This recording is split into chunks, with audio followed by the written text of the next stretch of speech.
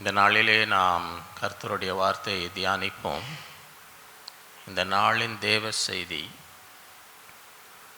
Keys to the harvest in the kingdom of God. தேவனுடைய ராஜ்யத்தில் அறுவடைக்கான திறவுகோல்கள். இந்த தலைப்பின் கீழே 7 சத்தியங்கள். முதலாவது சீட், விதை. இரண்டாவது சீசன், காலம். மூன்றாவது சர்வன்ட்ஸ், வேலையாட்கள். நான்காவது சாயில், நிலம்.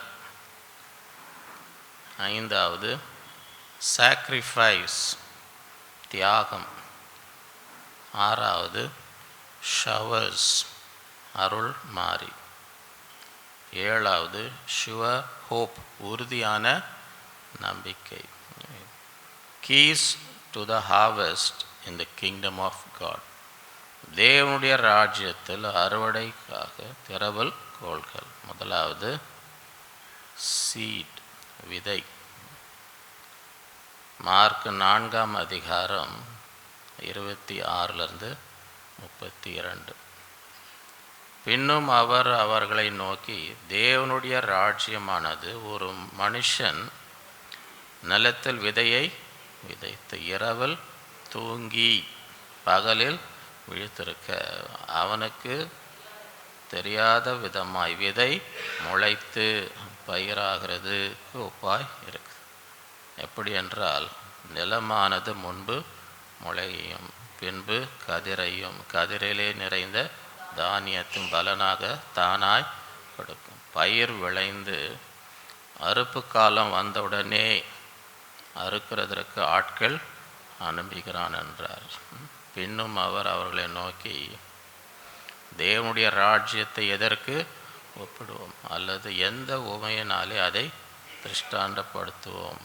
அது ஒரு கடுகு விதைக்கு ஒப்பாய் இருக்கிறது. அது பூமியிலே விதைக்கப்படும் பொழுது பூமியில் உள்ள சகல விதைகளிலும் சிறியதாய் இருக்குது. விதைக்கப்பட்ட பின்போ அது வளர்ந்து சகல பூண்டுகளிலும் பெரிதாகி ஆகாயத்து பறவைகள் அதனுடைய நிழலின் கீழ் வந்தடையத்தக்க பெரிய கிளைகளை விடும். ஆகவே அறுவடை, தேவனுடைய ராஜ்யத்திலே நமக்கு அறுவடை வேண்டும் என்றால் முதலாவது என்ன செய்யணும்? விதையை விதைக்க வேண்டும். விதை விதைக்கலன்னா அறுவடை வருமா? விதைக்காம அறுக்க முடியுமா? நீங்கள் பேங்க்கில் அக்கௌண்ட் வச்சுருக்கிறீங்கன்னு வைங்க. பேங்க்கில் அக்கௌண்ட் காசே போடாமல் காசு எடுக்க முடியுமா? காசே போடாமல் யாராவது ஒருத்தன் ஐயா இது ரொம்ப நல்ல பொருள்யா, அது கொஞ்சம் வாங்குங்கய்யா. என்ன விலைப்பா? 10,000. கவலைப்படாதப்பா, இந்த செக்குன்னு கொடுத்தீங்கன்னு வைங்க. அங்கே ஒன்றுமே போட்டல, நீங்கள் பேங்க்கில் ஒன்றும் போடாமல் ஒருத்தருக்கு செக் எழுதி கொடுத்தீங்கன்னு வைங்க. என்ன எண்ணின்னு இருப்பீங்க? என்ன எண்ணின்னு இருப்பீங்கன்னு தெரியுமா உங்களுக்கு? காசு எண்ண மாட்டீங்க, என்ன எண்ணின்னு இருப்பீங்க? உள்ள போடாமல் என்ன செய்ய முடியாது. விதைக்காமல் அறுவடை வராது. முதல்ல போடணும். போட்டால் தான் என்ன செய்ய முடியும். அதே போல் அறுவடை, தேவனுடைய ராஜ்யத்தில் எனக்கு ஒரு அறுவடை வேணுங்க, ஆத்துமாக்கள் எனக்கு வேணுங்கன்னா முதல்ல என்ன செய்யணும்? விதைக்கணும். விதை இல்லாமல் என்ன செய்ய முடியாது அறுவடை. ஆகவே இந்த விதை எப்படி இருக்குது? ஒரு மனுஷன் நிலத்தில் நீங்கள் விதைங்க, அதுக்கப்புறம் அவன் போய் தூங்கின்னு இருக்கிறான். இப்போ விவசாயி போய் விதைச்ச பிறகு நைட்டெல்லாம் போய் அதை பார்த்துன்னு இருக்கணும்னு அவசியம் இருக்கா? விதை அதுக்குள்ளே வல்லமை இருக்குது. அந்த விதை கிரியை செய்யும். விதைக்குள்ளே வல்லமை இருக்குது. நீ போய் 24 மணி நேரம் அதை பார்த்துனே இருக்கணும்னு அவசியம். நீ விதைச்சிட்டு நீ போய் தூங்கி எழுந்திரி. நீ தூங்கி எழுந்தாலும் விதை என்ன செய்யும்? வளர்ந்து கொண்டே இருக்கும். ஆகவே இந்த நாட்களிலே விதைத்து கொண்டு இருக்க வேண்டும். தேவனுடைய ராஜ்யத்திலே அறுவடை நமக்கு வேண்டும் என்றால் என்ன செய்யணும்? விதைக்க வேணும். ஒரு சிறிய விதையாக இருக்கலாம், அது பிரச்சனை இல்லை. கடுகு விதை ரொம்ப, ஆனால் அந்த விதை வளர வளர என்ன ஆகுமா? பெரிய மரமாக. ஆண்டுடைய வார்த்தைகள், ஆண்டுடைய சத்தியங்கள் சிறிய விதையாக விதைத்தா கூட, சின்ன ஒரு வார்த்தை சொன்னால் கூட போதும், அது என்ன செய்யும்? அவங்க இருதயத்தில் அதுவே விதை விதைத்து கொண்டு இருக்க வேண்டும். நம்ம விதைக்கவில்லைன்னா அவரோட என்ன செய்யாது. தேவனுடைய ராஜ்யத்திலே முதலாவது நான் என்ன செய்யணும்? விதைக்க வேண்டும். இரண்டாவது சீசன், காலம். அறுவடை வேணும்னா அறுவடைக்குன்னு ஒரு காலம் இருக்கிறது. யோவான் 4:35-38. அறுப்பு காலம் வருவதற்கு இன்னும் 4 மாதம் செல்லும் என்று நீங்கள் சொல்லுகிறது இல்லையா? இதோ வயல் நிலங்கள் இப்பொழுதே அறுப்புக்கு விளைந்திருக்கிறது என்று உங்களுக்கு கண்களை ஏறெடுத்து பாருங்கள் என்று நான் உங்களுக்கு சொல்லுவேன். விதைக்கிறவனும் அறுக்கிறவனும் ஆகிய இருவரும் ஒருமித்து சந்தோஷப்படத்தக்க அறுக்கிறவன் கூலியை வாங்கி நித்திய ஜீவனுக்காக பலனை சேர்த்துக்கலாம். விதைக்கிறவன் ஒருவன், அறுக்கிறவன் ஒருவன் என்கிற மெய்யான வழக்கு சொல் இதனாலே நீங்கள் பிரயாசப்பட்டு பயிராடாததை அறுக்க நான் உங்களை அனுப்பி, மற்றவர்கள் அவருடைய பிரயாசத்தின் பலனை நீங்கள் பெற்றீர்கள். ஆகவே அறுவடை வேண்டும் என்றால் அந்த அறுவடை காலத்திலே என்ன செய்யணும்? அறுவடை உடனே செய்ய வேண்டும். இங்கே யாருக்குன்னா விவசாயம் பழக்கமாக இருக்கா? விவசாயத்தை பற்றி யாருக்குன்னா அதை தெரியுமா? இங்கே யாருக்காவது விவசாயத்தை பற்றி எதாவது தெரியுமா? அரிசி சாப்பிட தான் தெரியுங்க, அரிசியை பயிரிட எங்களுக்கு தெரியாது. புழுங்கல் அரிசியா பச்சரிசியா எல்லாம் சாப்பிடுவோம். வேறு அரிசி கூட இருக்குது, பெருசு பெருசாக இருக்குமா? அது என்ன அரிசி? அது கேரளா மட்டரிசி. ஆகவே விவசாயம் தெரிஞ்சவங்களுக்கு சொல்லுவாங்க, அந்த அறுவடை காலம்னு வந்த உடனே அறுத்துடணும். அதை விட்டால் அந்த பயிர் என்ன செய்யும்? கெட்டு போயிடும். அந்த காலம் அறுவடை நேரம் வந்துச்சுன்னு வைங்க, அறுவடை காலம் வந்த உடனே அங்கே டைம் வேஸ்ட் பண்ணின்னு வரக்கூடாது, அப்போ போய் தூங்கின்னு வரக்கூடாது. அறுவடை காலத்தில் நீங்கள் அறுக்கலைன்னா அந்த அறுவடை என்ன செய்யும்? வீணாய். அதுதான் அங்கே சொல்கிறேன், நீங்கள் இன்னும் 4 மாதம், அறுப்பு காலம் வருவதற்கு இன்னும் 4 மாதம் செல்லும் என்று நீங்கள் சொல்லுகிறது இல்லையா? இதோ வயல் நிலங்கள் இப்பொழுதே அறுப்புக்கு விளைந்திருக்கிறது என்று உங்கள் கண்களை ஏறெடுத்து பாருங்கள் என்று நான் உங்களுக்கு சொல்லுகிறேன். ஆகவே இந்த நாட்களிலே அப்படி அர்த்தம் என்னன்னா, ஜனங்க அவங்க இருதயத்தில் ஆண்டவர் ஏற்றுக்கொள்ள அவங்க இருதயத்தில் ஆயத்தமாக இருக்கிறாங்கன்னு வச்சுக்கோங்க. உடனே என்ன செய்யணும்? உடனே அவங்கள ஆண்டவருக்குள்ளே கொண்டு வரணும். அவங்களுக்கு அந்த வாஞ்சை இருக்கிற நேரத்தை விட்டுட்டிங்கன்னு வைங்க, அதுக்கப்புறமா அவங்க இருதயம் குளிர்ந்து போயிடும். அவங்க இருதயத்தில் வசனம் போய் கிரியை செய்து அப்படி அங்கே இதுதான் உண்மையா, இதுதான் ரட்சிப்பின் வழியான்னு அவங்களுக்கு அந்த ஒரு ஆர்வம் இருக்கும் போது என்ன பண்ணிடணுமா? உடனே அவங்க இருதயம் ஆயத்தமாக இருக்கும் போது அந்த நேரத்தில் நம்ம வேறு ஏதாவது வேலை பார்த்துன்னு இருந்தோன்னு வைங்க, கொஞ்ச நாளில் அவங்க இருதயத்தில் இருக்க அந்த வாஞ்சை என்ன செய்யணும்? அப்படியே குளிர்ந்து போயிடும். அதுதான் அறுப்பு காலம். அந்த காலத்திலே நாம் பிரயாசப்பட்டு அறுவடையை கொண்டு வரணும். அப்போஸ்தலர் 10:1-8. இத்தாலியா பட்டாளம் எண்ணப்பட்ட பட்டாளத்திலே 100க்கு அதிபதியாக கொர்நேலியு என்னும் பேர் கொண்ட ஒரு மனுஷன் செசரியா பட்டணத்தில் இருந்தான். அவன் தேவ பக்தி உள்ளனும் தன் வீட்டார் அனைவரோடும் தேவனுக்கு பயந்தவன். அந்த ஜனங்களுக்கு மிகுந்த தர்மங்களை செய்து எப்பொழுதும் தேவனை நோக்கி ஜெபம் பண்ணி கொண்டிருந்தான். பகலில் ஏறக்குறைய 9ஆம் மணி நேரத்தில் தேவனுடைய தூதன் தன்னிடத்தில் வரவும் கொர்நேலியுவே என்று அழைக்கவும் பிரத்யட்சமாய் தரிசனம். அவனை உற்று பார்த்து பயந்த, ஆண்டவரே என்ன என்றான்.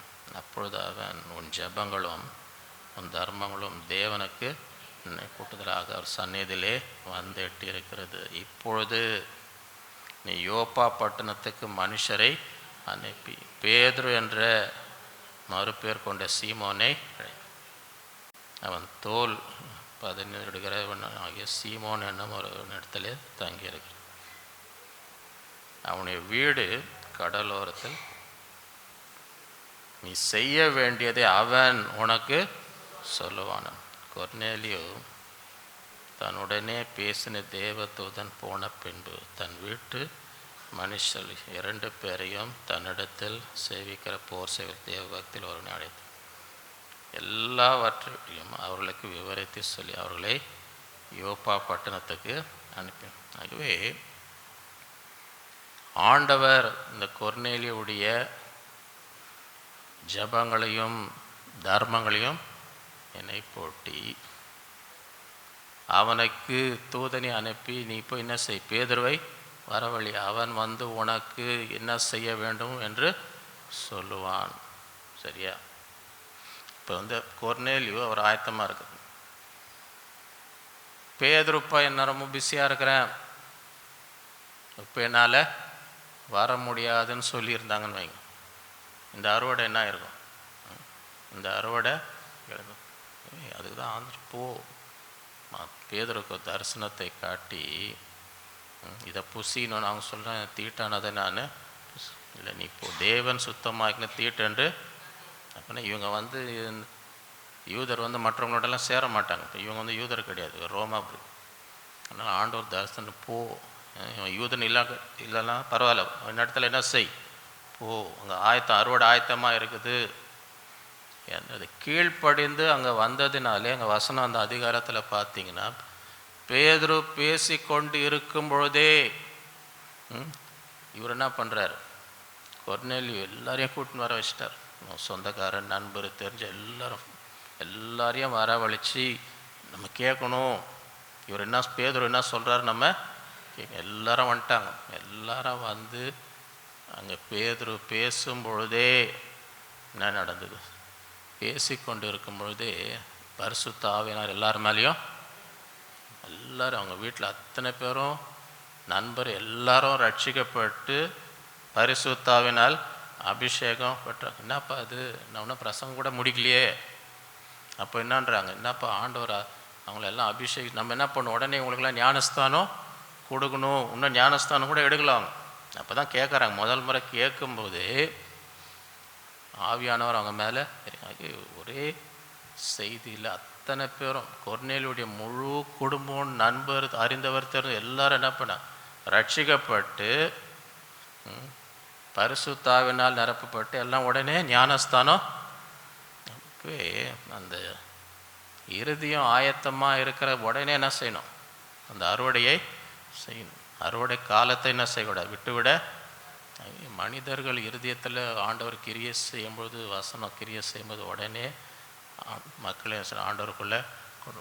நீங்கள் நான் என் வேலை ரொம்ப முக்கியம், அப்புறமா பார்க்குறேன், அப்புறமா நான் அவங்கள பற்றி என்னன்னு பார்க்குறேன்னா அதுக்குள்ளே அவங்க இறுதி என்ன செய்யும், பிசாசு வேறு எங்கன்னா கொண்டு போய் அந்த இருந்த அந்த வாஞ்சை என்ன செய்யும், போயிடும். அந்த அறுப்பு காலம் வந்து மிக மிக முக்கியம். மத்தேயு 6:17 நீயும் உபவாசிக்கும்போது அந்த உபவாசம் மனுஷருக்கு காணப்படாமல் அந்தரங்கத்தில் இருக்க உன் பிதாவுக்கே காணப்படும்படியாக உன் தலைக்கு எண்ணெய் பூசி உன் முகத்தை. ஆண்டவருக்கு வந்து மனிதர் காணும்படி என்ன செய்யக்கூடாது, எதையுமே அந்தரங்கத்தில் தேவனுக்கு செய்யும் பொழுது கர்த்தர் வெளிப்படையாய் பதில் அளிப்பார். 3வது சர்வன்ஸ், வேலையாட்கள். அறுவடை வேண்டும்னா அறுவடை செய்ய என்ன இருக்கணும், வேலையாட்கள். ஆள் இல்லைன்னா எப்படி அறுவடை செய்ய முடியும், அறுவடை செய்ய ஆள் இல்லைன்னா அறுவடை செய்ய முடியுமா? மத்தேயு 9:36-38 அவர் திரளான ஜனங்களை கண்டபொழுது அவர்கள் மெய்ப்பனில்லாத ஆடுகளைப் போல தோய்ந்து போனவர்களும் சிதறப்பட்டவர்களுமாய் இருந்தபடியால் அவர்கள் மேல் மலதுருகி தம்முடைய சீஷர்களை நோக்கி அறுப்பு மிகுதி, வேலையாட்களோ கொஞ்சம்.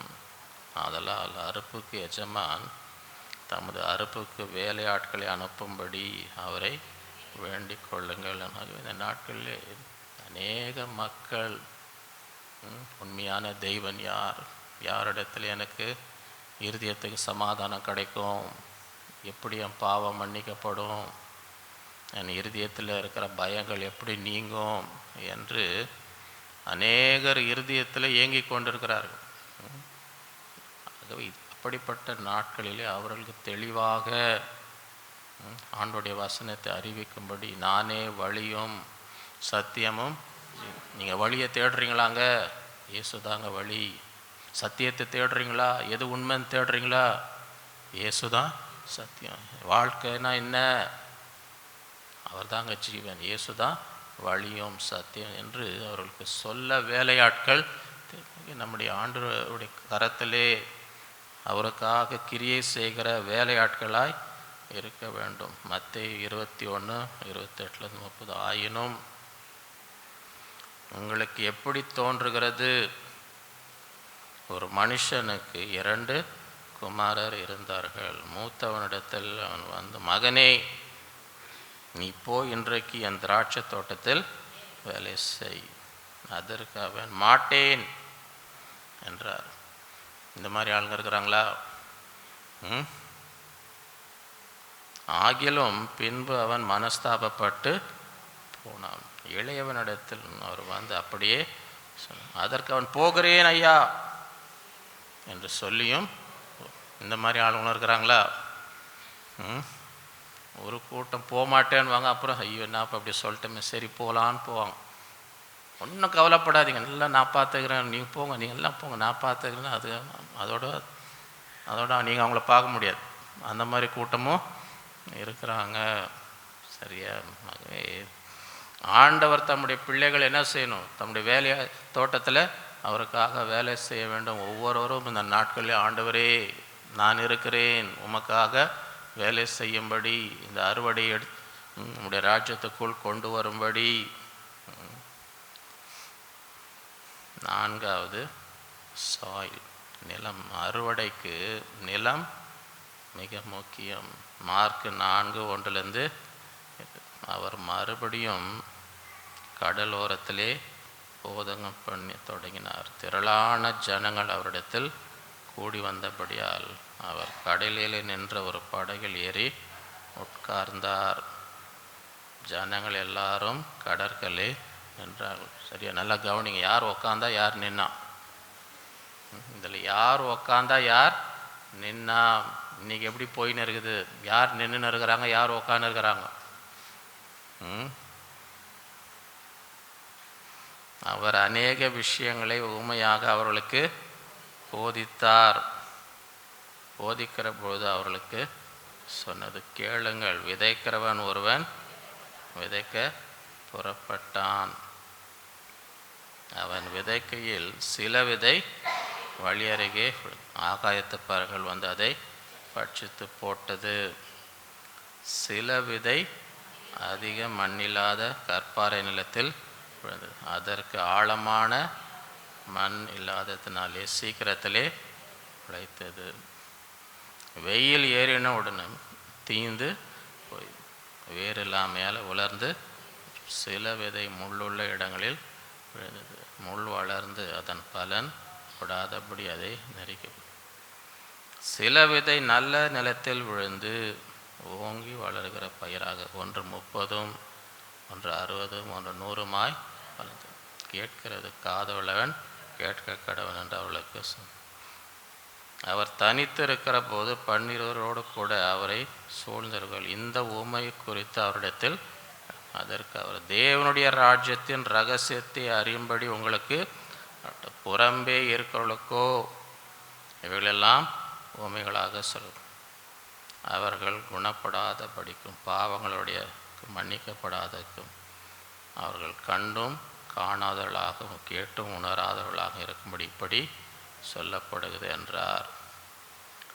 பின்பு அவர் அவர்களை நோக்கி, இந்த உவமை நீங்கள் அறியவில்லை, அறியாவிட்டால் மற்ற உவமைகளால் எப்படி அறிவீர்கள்? அப்படின்னா என்ன அர்த்தம்? இதுவே உங்களுக்கு புரியலன்னா மீதெல்லாம் என்ன புரிஞ்சிருக்கும்? ஒன்றும் ஒன்றும் ரெண்டே உங்களுக்கு புரியலன்னா 560 780 பேருக்கு அது எப்படி புரியும்? ஒன்றும் ஒன்றும் ரெண்டுனே புரியலன்னு வைங்க, மீதி கணக்கு எப்படி புரியும்? நான் சொல்ல என் மேலே முறைக்காதீங்க, ஆண்டவர் சொன்னார். ஒரு மாதிரி பார்த்துன்னு இருக்கிறாங்க, நான் என்ன சொன்ன மாதிரி இது பைபிளில் இருக்குது. சரியா? விதைக்கிறவன் வசனத்தை விதைக்கிறான். வசனத்தை கேட்ட உடனே, உடனேனா என்ன அர்த்தம்? நீங்கள் இங்கே கேட்டு அங்கே வெளியே போகிறதுக்குள்ளே அங்கே கேட்டாண்ட யார் இருக்கா? எதுக்கு நின்றுன்னு இருக்கிறான்? வசனத்தை கேட்ட உடனே சாத்தான் வந்து அவர் இருதயங்களில் விதைக்கப்பட்ட வசனத்தை எடுத்து போடுகிறான். நீங்கள் வீட்டில் போய் என்னங்க இன்றைக்கி பிரசங்கம் நல்லா இருந்துச்சுங்க, ஏதோ சொன்னார், நல்ல நல்ல வசனம் தான் இருந்துச்சு, அது வந்து மத்தையோ லூக்கோ ஏதோ இருந்துச்சு, அது நல்லா தான் இருந்துச்சு. இன்னாங்க பிரசங்கம் பண்ண நல்ல பிரசங்க, நல்லா தான் சொன்னார், ரொம்ப ஆசீர்வாதமாக இருந்துச்சு. இன்னாங்க சொன்னார், கர்த்தர் என்னோட பேசினாருங்க, இன்னாங்க கர்த்தர் அப்படின்னா என்ன அர்த்தம்? இங்கேருந்து போகிறதுக்குள்ளே என்னாச்சு? போச்சு. உடனே வசனத்தை கேட்ட உடனே சாத்தான் வந்து இருதயங்கள் விதைக்கப்பட்ட வசனத்தை எடுத்து போய் இவர்களே வசனம் விதைக்க வழியிலே இருக்க. அப்படியே வசனத்தை கேட்ட உடனே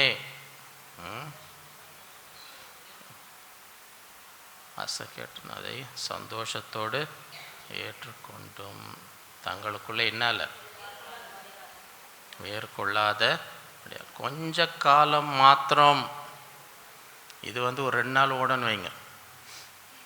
கேட்டது அந்த உற்சாகத்தில் ஒரு ஞாயிற்றுக்கிழமை, ஒரு திங்கக்கிழமை, செவ்வாய்க்கிழமை வரைக்கும் அப்படி கொஞ்சம் காலம் அப்படி ஓடின்னு இருக்கும். புதன்கிழமை ஏதோ ஒரு சோதனை வந்துச்சுன்னு வைங்க, தங்களுக்குள்ளே வேறு கொள்ளாத அப்படியே கொஞ்ச காலம் மாத்திரம் வசனத்தை நிமித்தம் உபத்திரமும் துன்பமும் உண்டான உடனே. சரியா? புதன்கிழமை ஒரு உபத்திரம் ஒரு துன்பம் வந்துச்சுன்னு வைங்க, அவ்வளோதான். உடனே என்ன ஆகுது? இடரல் இவர்களை கற்பாறை நிலத்தில் வசனத்தை கேட்டும் உலக கவலைகள் ஐஸ்வர்யத்தின் மற்றவர்களை பற்றி உண்டாயிருக்கிற இச்சைகளும் உட்பிரவேசித்து வசனத்தை நெருக்கி போட. அதனால் எல்லாம் வசனத்தை கேட்டு போவாங்க, ஆனால் இருதயத்தில் எது ரொம்பின்னு இருக்குது? உலக இந்த கவலை அந்த கவலை இந்த எல்லாம் போய் ரொம்பின்னு இருக்குது. அது மாத்திரம் இல்லை, இன்னும் பணம் சம்பாதிக்கணுமே, என்ன வழி இருக்குது? ஐஸ்வர்யத்தின் மயக்கம், பணம் இதில் அந்த பணம் இதில் ஆசையில் அப்படியே மயங்கி இருக்கிறாங்க. அது இருக்கட்டும்ப்பா, நல்லா தான் இருந்துச்சு செய்திப்பா. காசு சம்பாதிக்கிறது என்ன பண்ணும்? ஐஸ்வர்யத்தின் பணம் பணம் பணம். அதை பார்த்துருக்குறீங்களா? பணப்பேயின்னு கேள்விப்பட்டிருக்கீங்களா? பணப்பேயின்னு கேள்விப்பட்டிருக்கீங்களா? உலகத்தில் இருக்கிறாங்களா அந்த மாதிரி ஆளுங்க? பார்த்துருக்குறீங்களா யாரையாச்சும்? அந்த மாதிரி ஆளுங்களை பார்த்துருக்குறீங்களா? அது இன்னாதான் நீங்கள் பிரசங்கம் பண்ணாலும் அது வசனத்தில் என்ன இருக்குது?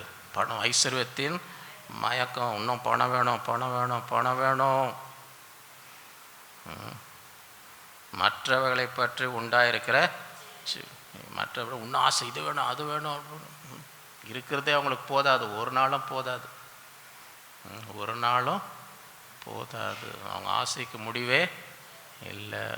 பாட்டம்லெஸ் பிட்டுன்னு கேள்விப்பட்டிருக்கீங்களா? பாட்டம்லெஸ் பிட்னா என்ன? குழிக்கு முடிவே, அந்த ஆசை தீரவே தீராது. இன்னும் இன்னும் இன்னும் இன்னும் இன்னும்.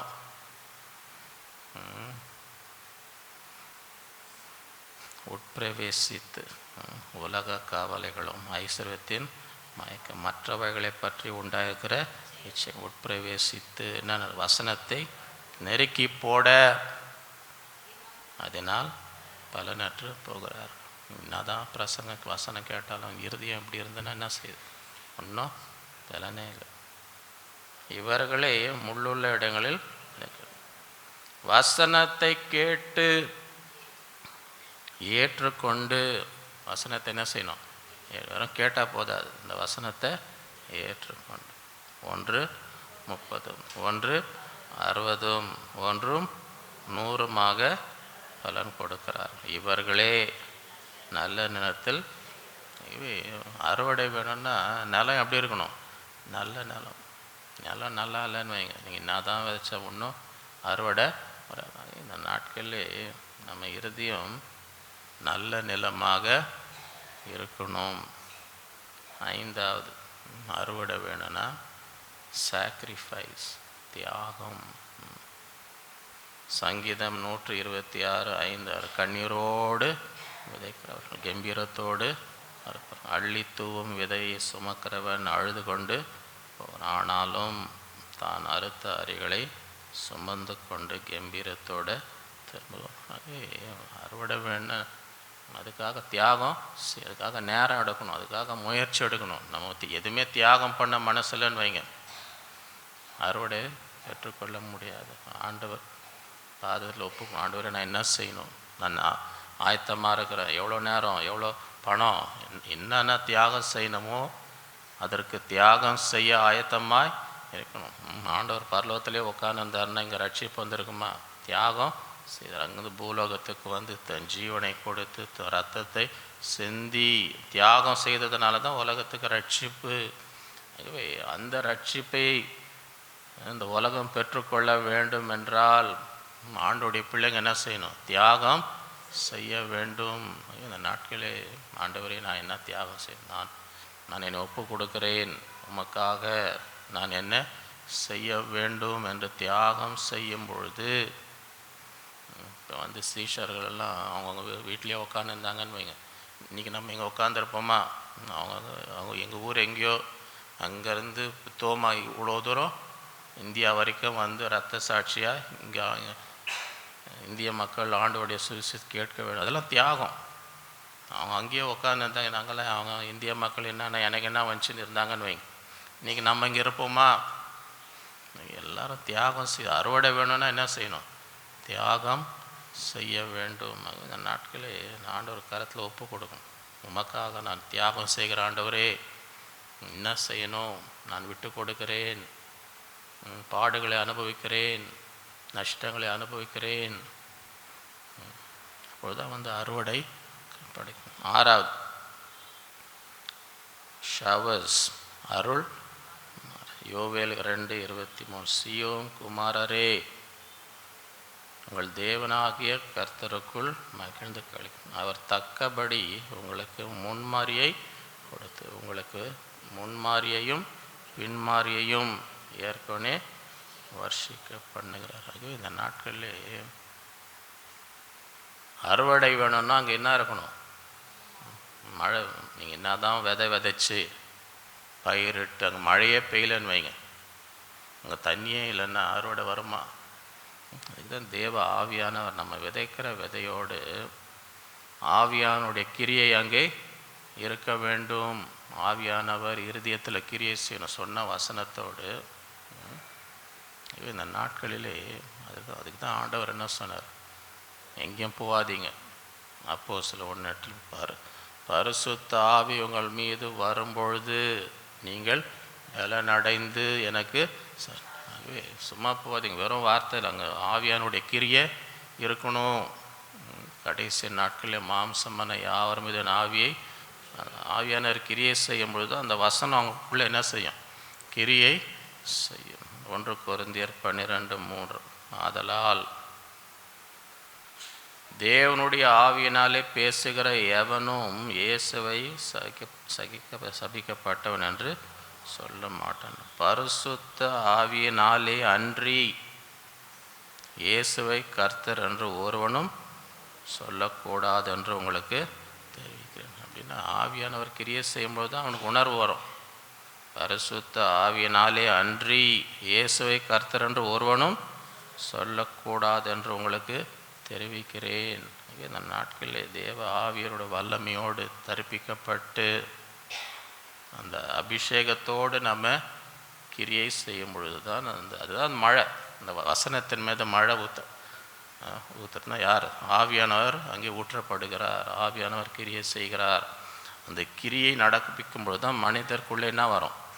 மனம் திரும்பும். பரிசுத்த ஆவி அவர் வரும்பொழுது பாவத்தை குறித்தும் நீதியை குறித்தும் நியாய தீர்ப்பை குறித்து என்ன செய்வார்? கண்டித்து உணர்த்துவார்.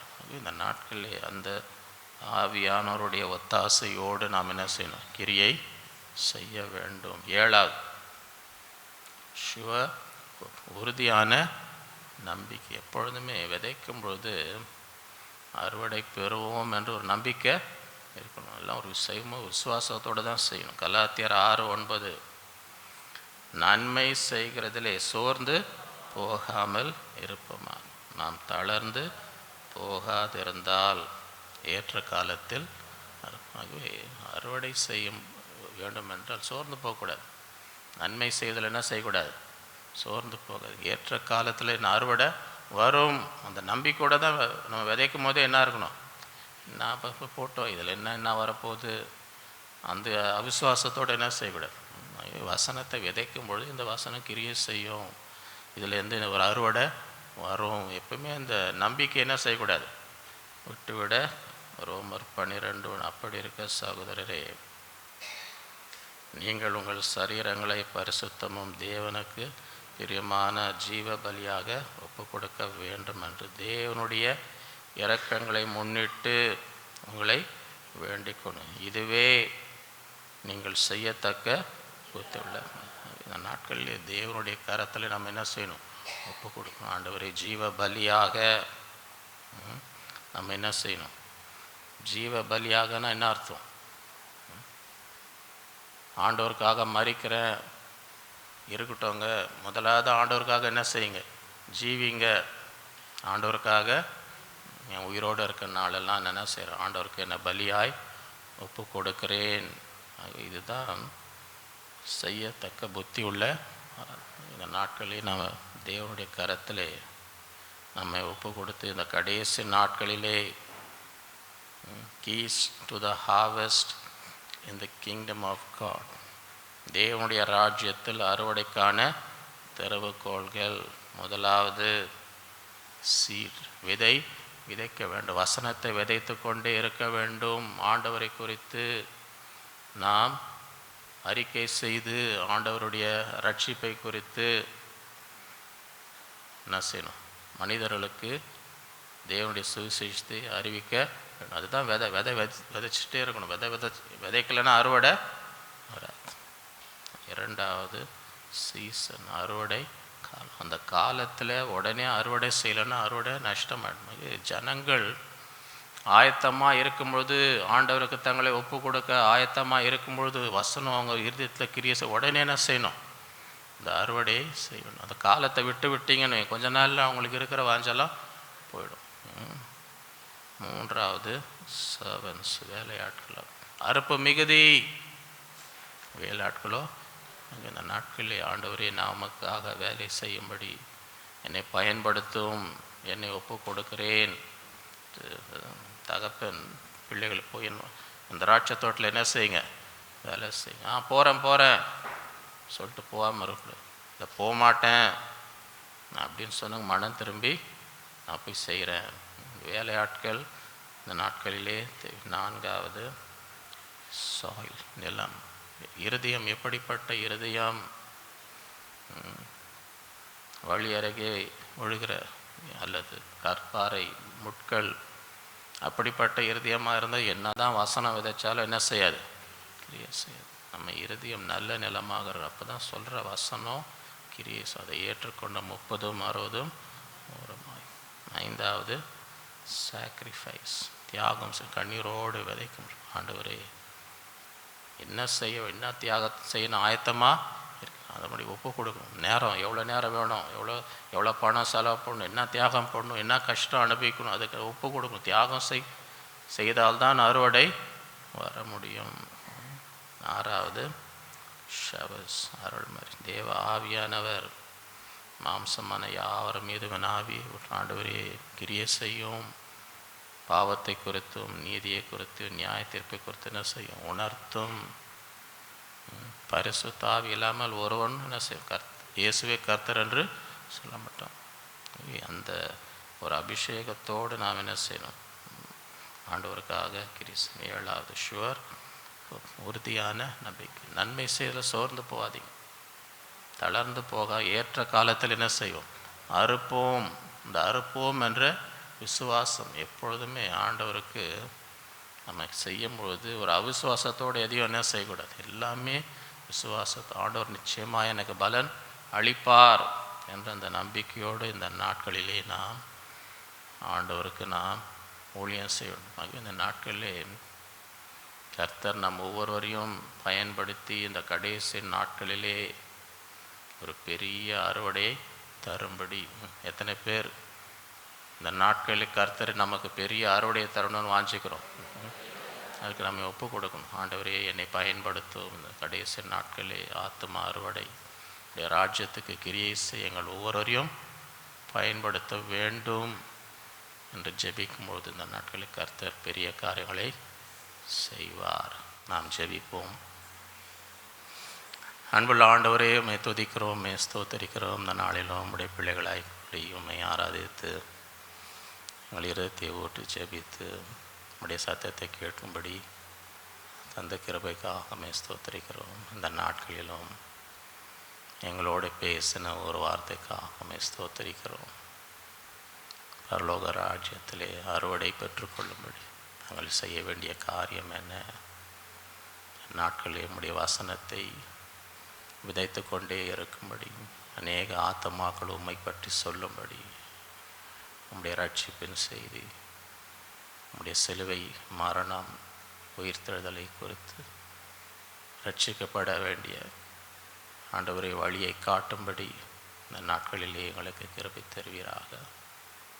இந்த நாட்களிலும் ஆண்டவரை உமக்காக ஒவ்வொருவரும் கிரியை செய்து அறுவடை காலத்திலே உடனே இந்த அறுவடை செய்யும்படி, அறுவடை அழிந்து போகாதபடி, ஆத்துமாக்கள் வாஞ்சியாய் இருக்கும் பொழுதே உடனே அவர்களை உம்முடைய ராஜ்யத்துக்குள் கொண்டு வரும்படி இந்த நாட்களில் எங்களுக்கு கிருபை தருவீராக.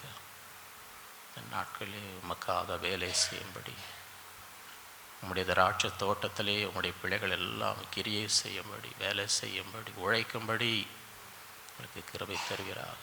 எங்கள் இருதயம் நல்ல நிலமாக 30, 60, 100 தக்க கிருபை தருவீராக. தேவ ஆவியானவர் ஒவ்வொருவரும் நிரப்பி வசனத்தோடு ஆண்டவரை உள்ளத்திலே ஆவியானவர் கிரியை செய்யும்படி, பாவத்தை குறித்தும் நீதியை குறித்தும் நியாயத்தீர்ப்பை குறித்தும் கண்டித்து உணர்த்தும்படி இந்த நாட்களிலே எங்களுக்கு கிருபை தருவீராக. ஒரு நம்பிக்கையோடு நிச்சயமாக ஏற்ற காலத்திலே அறுவடை பெறுவோம் என்ற ஒரு நம்பிக்கையோடு அந்த நாட்களிலே கிரியை செய்யும். அதற்காக தியாகம் செய்யும்படி நீர் எங்களுக்காக ஜீவனை கொடுத்து இரத்தத்தை சிந்தினீர். நாங்களும் உமக்காக ஆண்டவரை உழைக்கும்படி, தியாகம் செய்யும்படி, பாடு அனுபவிக்கும்படி இந்த நாட்களிலே இந்த அறுவடைக்காக உழைக்கும்படி கிருபை தருகிறார். அறுப்பு மிகுதி, வேலையாட்களோ கொஞ்சம். இந்த கடைசி நாட்களிலே எங்கள் ஒவ்வொருவரையும் நீர் பயன்படுத்துகிறார். ஏராளமான ஆத்துமாக்களை உங்களுடைய ராஜ்யத்துக்குள் கொண்டு வரும்படி மிகுந்த மகிழ்ச்சியோடு உமக்கு முன்பதாக நிற்கும் பொழுது, ஆண்டவரே இத்தனை ஆத்துமாக்களோடு உம்மை சந்திக்க வந்திருக்கிறேன் என்று நிற்கும்படி, ஒருவரும் வெறும் கையோடு தேவனுடைய சமத்தில் நிற்காதபடி இந்த நாட்களிலே கிருபை தாரும், பலப்படுத்தும். ஒவ்வொருவரையும் ஆசீர்வதிப்பீராக. அந்த நாட்களிலே அதிகமாக உம்மை தேடும்படி எங்களுக்கு கிருபை தாரும். குடும்பமாக உம்மை தேடி பலனடைந்து உமக்காக எழும்பி பிரகாசிக்கும்படி செய்கிறார். இந்த நாளில் வந்த ஒவ்வொருவரையும் நீர் ஆசீர்வதி, உங்களுடைய குடும்பங்களை ஆசீர்வதி, உடைய பிள்ளைகளை ஆசீர்வதி, உடைய தேவைகளை சந்தியும், நல்ல சுகபலன் தாரும், பெரிய காரியங்களை நீர் செய்கிறார். குடும்பத்திலே சமாதானம் சந்தோஷத்தை தாரும். வேலை ஸ்தலத்திலே ஆசீர்வதியும், உடைய கையின் பிரயாசங்களை மென்மேலும் உயர்த்தும். உடைய குறைவெல்லாம் நிறைவாக்குகிறார். எல்லா தீமைக்கு பொல்லாப்புக்கு விலக்கி காத்துக்கொள்கிறார். அவர் எதிர்பார்க்கிற எல்லா ஆசீர்வாதம், எல்லா தடைகளை உடைத்து அதை பெற்றுக்கொள்ளும்படி செய்கிறார். நம்முடைய கரத்தில் ஒப்பு கொடுக்கும். ஆசீர்வதி. எல்லா துதிக்க நமக்கே செலுத்துகிறோம். இயேசுவின் மூலம் பிதாவே. கர்த்தராகிய இயேசு கிறிஸ்துவின் கிருபையும் பிதாவாகிய தேவனுடைய பரிசுத்த ஆவியின் அன்யோன்ய ஐக்கியம் நம் அனைவரோடும் என்றும் என்றும் சதா காலம் இருப்பதாக. என் ஆத்மாவே கர்த்தரை என் முழு உலகமே அவருடைய பரிசுத்த நாமத்தை. என் ஆத்மாவே கர்த்தரை அவர் செய்த சகல உபகாரங்களை மறவாதே. ஆமென். ஹல்லேலூயா. கர்த்தர் உங்கள் ஒவ்வொருவரையும் அளவில்லாமல் ஆசீர்வதிப்பாராக.